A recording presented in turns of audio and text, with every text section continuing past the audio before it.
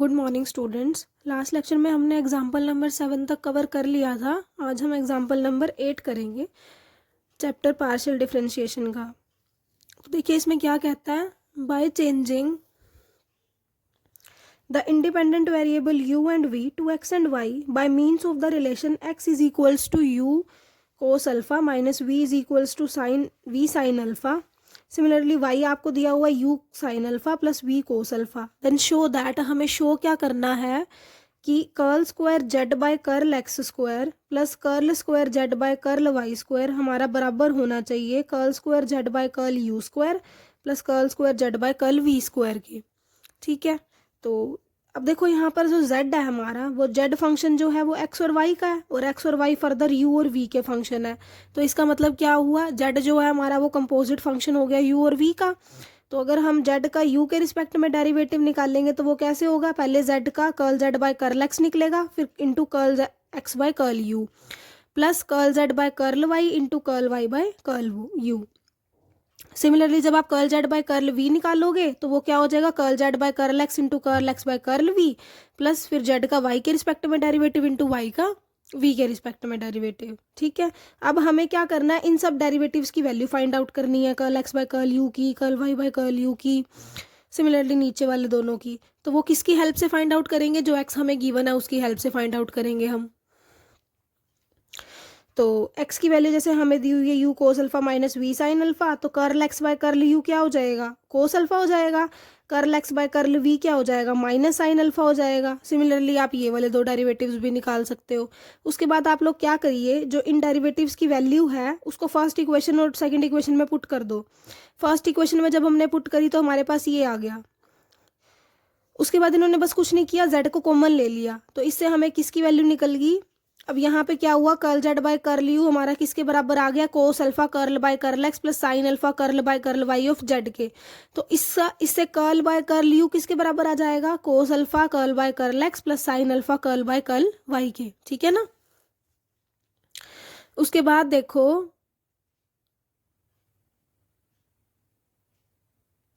Similarly हमने curl z by curl v की value भी ऐसी फाइंड आउट करी, वही जेड को बाहर ले लो और कर्ल बाय कर्ल वी की वैल्यू फाइंड आउट होगी। लेकिन अब आप ये देखिए, प्रूफ करने में हमें डबल ऑर्डर डेरिवेटिव की जरूरत है, तो इसलिए हमें curl square z by curl u square भी निकालना पड़ेगा और curl square z by curl v square भी। तो इसका मतलब क्या हुआ, curl by curl u of curl z by curl u. तो कर्ल बाय कर्ल यू की वैल्यू अभी अभी हमने ऊपर निकाली थी, इसीलिए ही हमें निकालनी थी क्योंकि इसका यूज़ हमने फिर फर्दर सेकंड ऑर्डर डेरिवेटिव में करना था। और curl z by curl u की वैल्यू भी हमने निकाली हुई है। अब आपका बस काम इतना है कि आपको इन दोनों को मल्टीप्लाई करना है। मल्टीप्लाई करने पे आपके पास ये रिजल्ट आ जाएगा।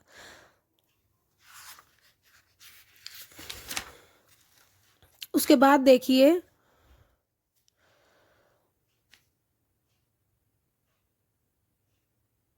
सिमिलरली आप curl square z by curl v square की वैल्यू निकालोगे।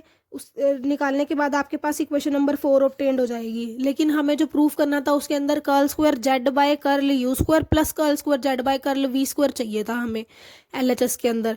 तो फिर हमने क्या करा, जो हमारी 3 और 4 इक्वेशन थी उनको ऐड कर दिया। सारा काम स्टेप बाय स्टेप सिर्फ सिंप्लीफिकेशन का ही है, हमें बस अपनी एलएचएस तक पहुंचना ताकि हम आरएचएस को फाइंड आउट कर सकें। तो इन दोनों को जब हमने ऐड करा ना, तो यहाँ पर हमारी आइडेंटिटी बन गई cos square theta plus sine square theta, और यहाँ पर भी तो वो तो 1 के इक्वल ही होता है। तो सिंपली हमारे पास सिर्फ curl square z by curl x square plus curl square z by curl y square बच गया, जो कि हमारी आरएचएस थी।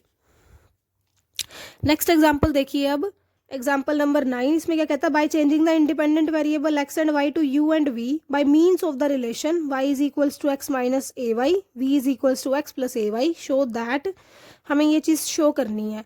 और यू और वी की वैल्यू दी हुई है। तो यू और वी की, अब देखो यहाँ पर जो जेड फंक्शन है हमारा, जेड फंक्शन तो दिया हुआ है हमें यू और वी में, और यू और वी जो फर्दर फंक्शन दिए हुए हैं वो एक्स और वाई के दिए हुए हैं। तो इसका मतलब जेड कंपोजिट फंक्शन हो गया एक्स और वाई में।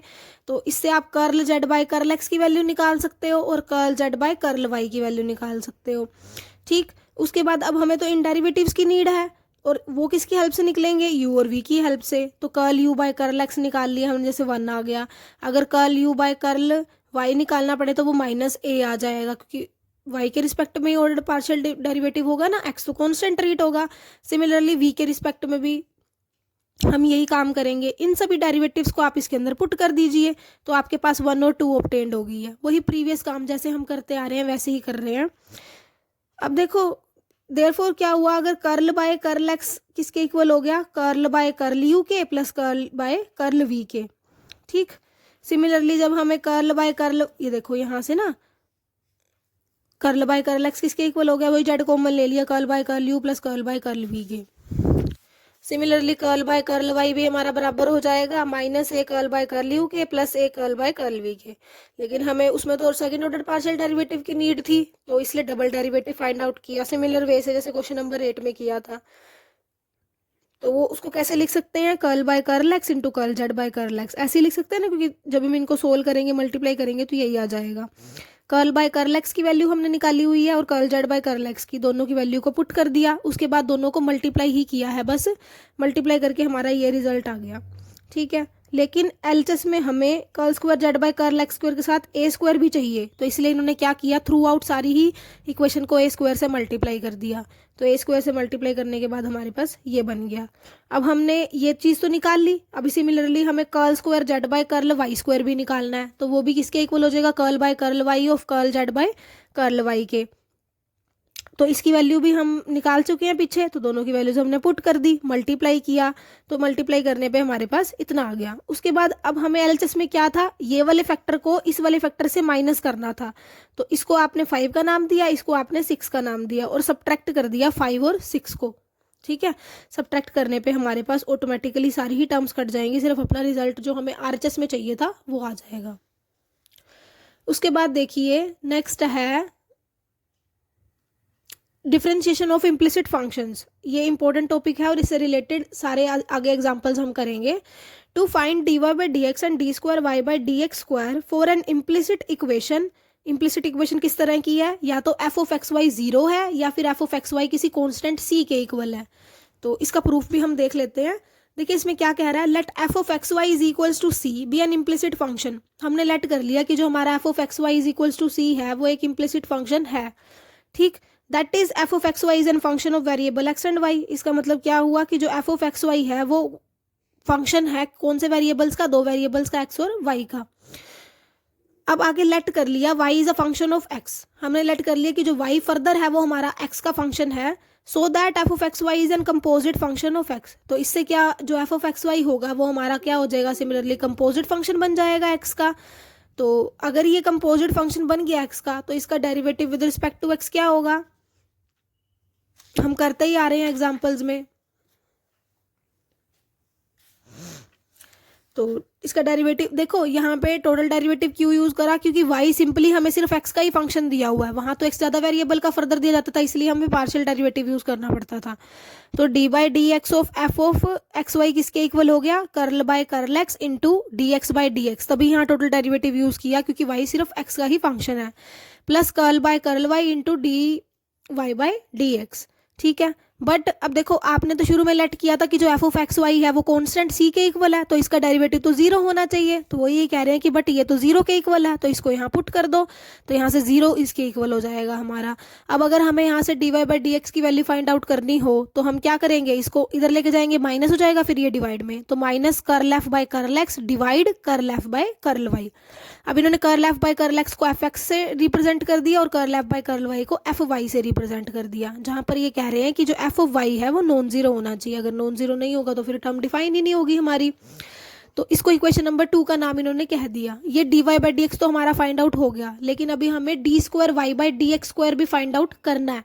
ठीक है, तो ये जो d y by D x और d square Y by D x square की वैल्यू है, इम्प्लिसिट फंक्शन के केस में हम डायरेक्ट इन डेरिवेटिव्स का यूज करेंगे, तो ये आपको ध्यान रखनी है। निकालना मैं आपको सिखा रही हूँ कि एक आया कहाँ से। फिर उसके बाद डी स्क्वायर निकालने के लिए आपको इसको फर्दर डिफरेंशिएट करना पड़ेगा। तो फर्दर आपने क्या करा, इसकी बजाय आप इसको डिफरेंशिएट कीजिए, 1 को डिफरेंशिएट कीजिए, तो ये तो 0 ही है। इसका derivative D by D x हो गया, प्लस इसका भी derivative D by D x के रिस्पेक्ट में हो गया। अब यहाँ पे देखो इसका डेरिवेटिव जब करेंगे वो क्या हो जाएगा, curl square f by curl x square into d x by D x, plus F तो एक्स और वाई दोनों का फंक्शन था ना, तो इसलिए आगे डेरिवेटिव क्या होगा, curl square f by curl y curl x. अब ये वाई के रिस्पेक्ट में करा into d y by D x, plus यहाँ पर देखो प्रोडक्ट रूल लगेगी हमारी। प्रोडक्ट रूल में क्या होगा, ये वाला फंक्शन एज इट इज, इस वाले फंक्शन का डेरिवेटिव क्या हो जाएगा, d square Y by D x square, plus d y by D x वाला फंक्शन एज इट इज, और इसका डेरिवेटिव करेंगे। इसका डेरिवेटिव क्या होगा, फिर वही वाई और एक्स का फंक्शन है, तो सबसे पहले क्या होगा, curl square f by curl x curl y, x के रिस्पेक्ट में, फिर वाई के रिस्पेक्ट में, तो वो हमारा हो गया 0 के बराबर। उसके बाद इन्होंने थोड़ी सी सिंप्लीफिकेशन की है, बस d y by D x को अंदर मल्टीप्लाई कर दिया टर्म्स के साथ, और यहाँ से जैसे D x by D x cancel out हो रहा है, यहाँ पे भी D x by D x cancel out हो रहा है। उसके बाद इन्होंने क्या किया है, देखो यहाँ पर जो curl square f by curl x curl y वाली टर्म है ये 2 बार आ रही है, तो इसलिए इसको ट्वाइस लिख दिया, बाकी एज इट इज है।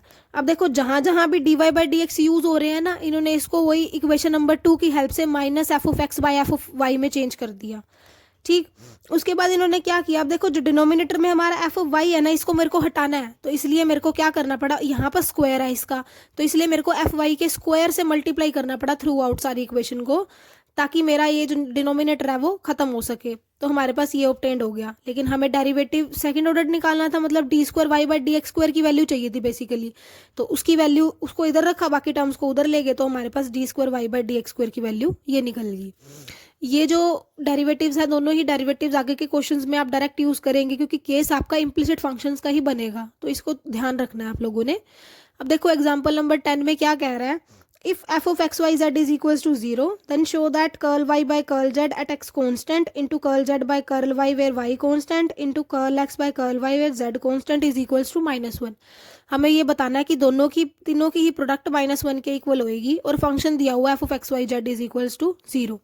ठीक है, तो देखो अगर केस बना लेंगे, तीन केस चाहिए हमें, कि जब हमारा एक्स कॉन्स्टेंट होगा, तो जब हमारा x कांस्टेंट होगा तो आप क्या करोगे, y को सिर्फ z का फंक्शन ट्रीट कर लोगे, क्योंकि x तो कांस्टेंट है। तो उससे अगर मैं curl y by curl z निकालूं, तो वो मेरा किसके इक्वल हो जाएगा, डायरेक्ट थ्योरम का यूज कर रहे हैं, minus of curl f by curl z by curl f by curl y के। बस ये ध्यान रखना, ये z जो है ये वाला हिस्सा ऊपर आता है और y वाला नीचे आता है। उसके बाद जब y कांस्टेंट है तो z को आप x का फंक्शन ट्रीट कर लोगे, तो वहां से curl z by curl x निकाल लोगे आप, वो क्या हो जाएगा, minus curl f by curl x by curl f by curl z। वही फिर थर्ड केस भी ऐसा है कि अगर z कांस्टेंट है तो आप लोग क्या करोगे, फिर आप x को y का फंक्शन मान लोगे, वहां से आप curl x by curl y निकाल लोगे, तो वो इसके इक्वल आ जाएगा। अब आपको तो इन तीनों की प्रोडक्ट निकालनी थी, तो तीनों की प्रोडक्ट कर दो, तीनों की प्रोडक्ट ऑटोमेटिकली ही सारी टर्म्स आपस में कैंसिल आउट होंगी। और देखो नेगेटिव के साइन 3 है, और -1 को -1 से मल्टीप्लाई करा वो हमारा +1 आ जाएगा, और फिर वो +1 को -1 से मल्टीप्लाई करेंगे तो आंसर तो -1 ही रहेगा, और अदरवाइज सारी ही टर्म्स आपस में कैंसिल आउट हो जाएंगी। तो यही हमें प्रूव करना था। अब क्वेश्चन नंबर 11 देखो, show that curl f by curl y into curl psi by curl x curl z by curl x is equals to curl f by curl x into curl psi by curl y where f of x y is equals to 0 comma psi of z y is equals to 0। अब यहाँ पर सिर्फ f function नहीं, f function के साथ एक function psi भी जुड़ गया है, तो हमें ये दिया हुआ है कि ये वाला और ये वाले दोनों ही फंक्शन 0 के इक्वल हैं, हमें अपना रिजल्ट प्रूव करना है। तो वही आपको दिख रहा है कि ये इम्प्लिसिट फंक्शन है दोनों के दोनों ही, तो इन function f of x y is equals to 0, y implicit function हो गया एक्स का, है ना, और जब psi of x y is equals to 0 हो जाएगा, psi of z y is equals to 0 हो जाएगा, तो आपका होगा कि जेड इम्प्लिसिट फंक्शन हो गया वाई का। तो इन दोनों ही कंडीशन से आप फर्स्ट ऑर्डर डेरिवेटिव निकाल सकते हो। अगर वाई एक्स का इम्प्लिसिट फंक्शन है तो d y by D x की वैल्यू आप निकाल लोगे, और अगर जेड इम्प्लिसिट फंक्शन है वाई का तो d z by d y की वैल्यू निकाल लोगे। ठीक, इसको निकाल के आप रख लो। अब आपको ये चीज पता है ना कि अब देखो जेड फंक्शन है वाई का और वाई फंक्शन है एक्स का, तो चेन रूल अप्लाई होगा ना इसके अंदर। तो चेन रूल के according D z by D x अगर हमें निकालना हो तो पहले जेड का वाई के रिस्पेक्ट में टोटल डेरिवेटिव इंटू वाई का एक्स के रिस्पेक्ट में टोटल डेरिवेटिव, यही होगा ना चेन रूल के अकॉर्डिंग। अब दोनों ही वैल्यूज हमने निकाली हुई हैं, तो उसको फिर इसके अंदर पुट कर दो, तो यहाँ से D z by D x की वैल्यू आपकी क्या निकल आएगी, तो d z by D x की वैल्यू आपकी ये फाइंड आउट होगी। अब इसमें देख लीजिए टर्म्स आपस में कट रही हैं कि नहीं कट रही, तो बस इसको सिंप्लीफाई ही करना है। अब हमारा रिजल्ट क्या था कि हमें curl F by curl Y की टर्म को इधर लेके आना है, तो ये वाली टर्म हम इधर ले आए, और curl psi by curl Z की टर्म भी इधर ले आए। बराबर में क्या रह गया, minus minus plus curl F by curl x into curl psi by curl y. कुछ नहीं कट रहा, सिर्फ क्रॉस मल्टीप्लीकेशन की है और अपना रिजल्ट प्रूव कर दिया। नेक्स्ट है क्वेश्चन नंबर 12 हमारे पास, show that at the end of at the point of contact where the curves f of xy is equals to 0 and phi of xy is equals to 0 touch. और आपको ये condition दी हुई है कि curl F by curl x into curl psi by curl y minus curl F by curl y curl psi by curl x को आपको 0 show करना है, ठीक है। तो अब ये दोनों कर्व्स है तो इनका यूज़ करो। अगर f of x y is equals to 0 है, इसका मतलब वाई इम्प्लिसिट फंक्शन हो गया एक्स का, तो वहाँ से आप d y by D x की वैल्यू निकालोगे। डायरेक्ट थ्योरम का रिजल्ट अप्लाई किया हुआ है, minus of curl F by curl x by curl F by curl y. Similarly अगर कोई और फंक्शन 0 के इक्वल है तो यहाँ से वाई हमारा इम्प्लिसिट फंक्शन हो गया एक्स का, तो यहाँ से भी आप d y by D x निकालोगे कि दोनों ही एक्स वाई में फंक्शन थे, तो वो क्या हो जाएगा minus curl psi by curl x upon में curl phi by curl y. लेकिन इन्होंने कहा हुआ है at the point where the two curves touch each other, condition दी हुई थी ना, तो ऐसा पॉइंट जहाँ पे दोनों ही कर्व्स टच करेंगी उसमें जो d y by D x की वैल्यू होगी वो आपकी सेम ही रहेगी, तो इसलिए आप इन दोनों को इक्वल रख दो, तो यहाँ से ये भी दोनों इक्वल हो गए, ठीक। उसके बाद इन्होंने क्या किया हुआ, क्रॉस मल्टीप्लिकेशन कर दी, माइनस से माइनस तो कैंसिल आउट हो गया, ये वाली टर्म ऊपर चली गई है और ये वाली टर्म इधर चली गई है। तो उसके बाद क्या करा, इस वाली टर्म को माइनस में ले आए, तो curl F by curl x into curl psi by curl y minus curl phi by curl x into curl F by curl y हमारा 0 के बराबर आ गया। यही हमें शो करना था। नेक्स्ट देखो question number 13, if y cube minus 3ax square plus x cube is equals to 0 then prove that d square Y by D x square plus 2a square x square by y की power 5 बराबर है 0 के। अब given function आपको ये दिया हुआ है एफ ऑफ एक्स वाई, आपको ये चीज़ शो करनी है, तो इन्होंने सबसे पहले क्या किया, अब देखो डबल ऑर्डर डेरिवेटिव की नीड है, तो इसलिए डबल ऑर्डर डेरिवेटिव का फॉर्मूला अप्लाई करेंगे हम उस थ्योरम से। तो उसके अंदर उसका जो फॉर्मूला था उसके अंदर जो जो भी चीज़ें हमें रिक्वायर्ड थी, एफ एक्स की रिक्वायरमेंट थी, एफ वाई की रिक्वायरमेंट थी, एफ एक्स वाई की रिक्वायरमेंट थी, जब आप लर्न करोगे आप देखोगे, तो वो हम क्या करेंगे, वो हम पहले ही निकाल के रख लेते हैं ताकि हमें फॉर्मूले में पुट करना इजी हो। तो यहाँ से एफ एक्स निकाला, एफ एक्स का मतलब क्या हुआ, फंक्शन का partial derivative with respect to X, तो ये तो 0, यहाँ पे क्या हो जाएगा -6ax और यहाँ पर हो जाएगा 3x स्क्वायर। सिमिलरली आप एफ वाई निकाल सकते हो और बाकी की क्वांटिटीज भी निकाल सकते हो। अब हमारे पास सेकेंड ऑर्डर डेरिवेटिव तो ये था, तो सेकेंड ऑर्डर डेरिवेटिव में इन्होंने क्या किया, फॉर्मूला यूज किया और फॉर्मूले के अंदर सारी ही जो वैल्यूज हम पीछे निकाल के आए हुए थे उनको पुट कर दिया। उसके बाद बस थोड़ा सा इन्होंने सिंप्लीफिकेशन ही की है, सिंप्लीफिकेशन करने के बाद इनका D square Y by D x square ये आ गया, ठीक है। सिर्फ टर्म्स को आगे पीछे चेंज किया, प्लस माइनस ही किया और कुछ नहीं किया। उसके बाद देखो इनिशियली हमें गिवन था कि Y cube minus 3ax square plus x cube 0 के इक्वल है, तो यहाँ पर जो वाई क्यूब है इसकी वैल्यू मैं निकाल सकती हूँ ना, वो क्या आ जाएगी 3ax square minus x cube आ जाएगी, है ना, यही आएगी ना। तो इसकी वैल्यू को ये बस इसके अंदर पुट कर रहे हैं वाई क्यूब की जगह, ठीक है। तो वो डेरिवेटिव अब हमारा सेकंड ऑर्डर इसके अंदर चेंज हो गया। तो अब D square Y by D x square की वैल्यू क्या आई, -2/5 Y cube A square x square, ठीक है। अब ये वाले जो नेगेटिव की टर्म थी इसको इधर ले आए तो ये प्लस का हो गया, बराबर में 0 हो गया, यही हमारा रिजल्ट था।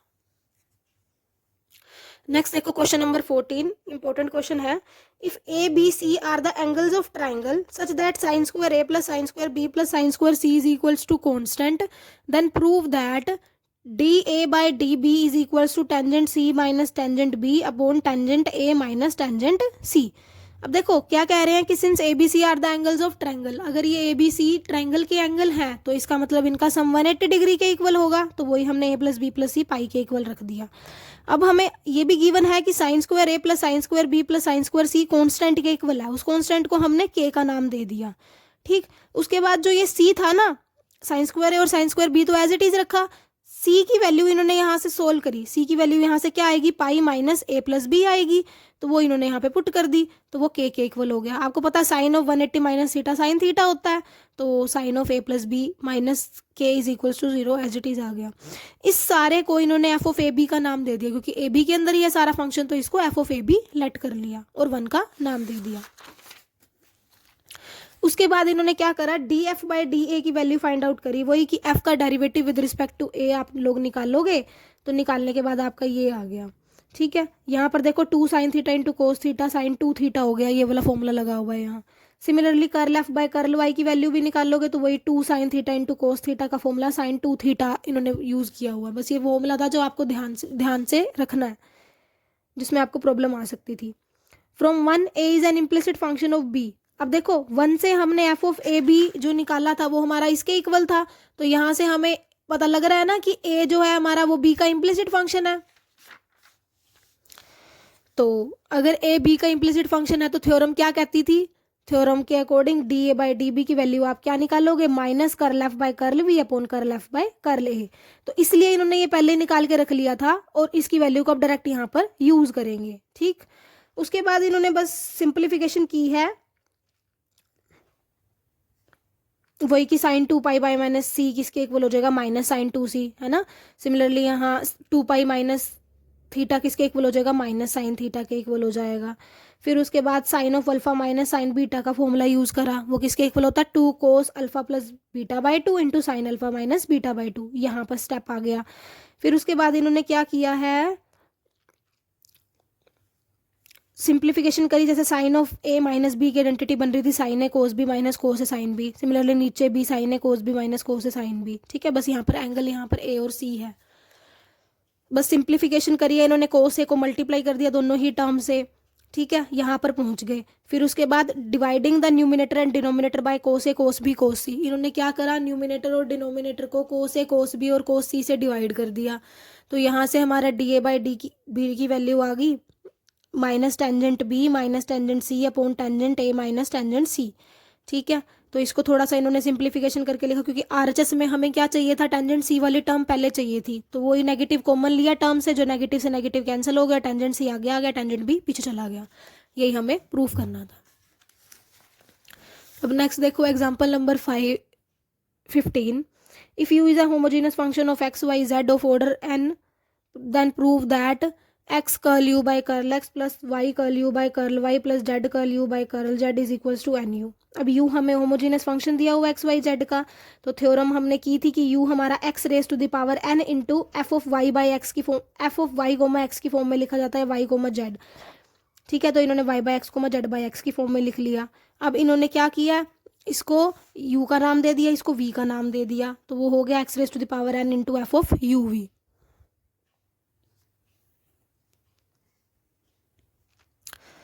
उसके बाद इन्होंने क्या किया है, सारे डेरिवेटिव्स की वैल्यू फाइंड आउट कर ली है, ताकि हमें इसको आगे यूज इजीली करना पड़े। जैसे एफ ऑफ यू वी क्या कंपोजिट फंक्शन हो गया एक्स वाई जेड का, तो यू का एक्स के रिस्पेक्ट में डेरिवेटिव निकाल लेंगे हम, तो वो curl you by curl x किसके इक्वल हो जाएगा, बस पार्शियल डेरिवेटिव ही करना है यू का एक्स के रिस्पेक्ट में।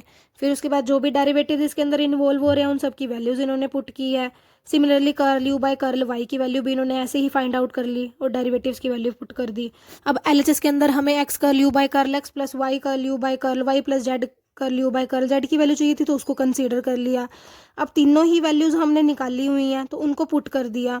सोल्व करके लास्ट स्टेप पे देखिए सारी ही टर्म्स आपस में कैंसिल आउट हो जाएंगी, सिर्फ हमारे पास ये वाली टर्म बचेगी, ये वाली X N X raise to the power N minus one F of U V, और यहाँ पर एक्स की पावर 1 है और यहाँ एन माइनस 1 है, तो वो एक्स की पावर एन ही रह जाएगी। तो यही हमारा रिजल्ट है।